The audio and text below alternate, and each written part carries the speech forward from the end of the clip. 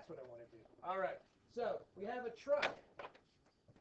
All right, and the brakes are acting on the truck with a force of 3.0 times 10 to the third newtons.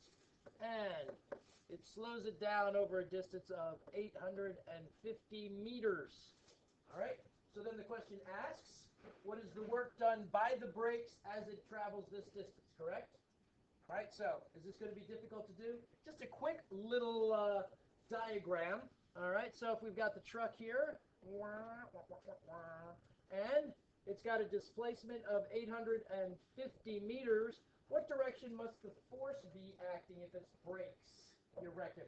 Yeah, okay, so we're going to say the force of the brakes is acting this way.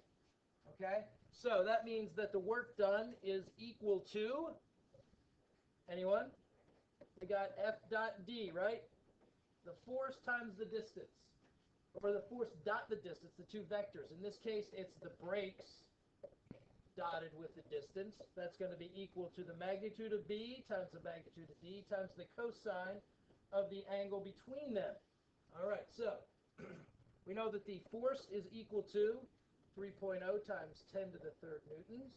The distance is 850 meters. And what is the angle between these two forces? We've got this force headed this way. This force and the displacement headed this way. We take those two vectors, pull them off of here. Pretty easy to do. It's pretty easy to see anyway that the angle between them is 180 degrees, or pi if you're math head. All right, so what is the angle between them? 180 degrees. The cosine of 180 degrees is, everyone? -1. All right, -1 what? -1, sir. All right, that means we got 3 times 850. That's 1,700, and another 25 times 10. That's like 255,000. Is that correct? -2,550.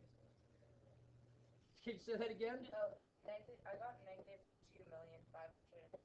Okay, so I was up by an order of magnitude. And what are the units here? Newtons times meters? Joules. All right, and why is it negative? We multiplied by the -1. All right, so the second part of the question asks what?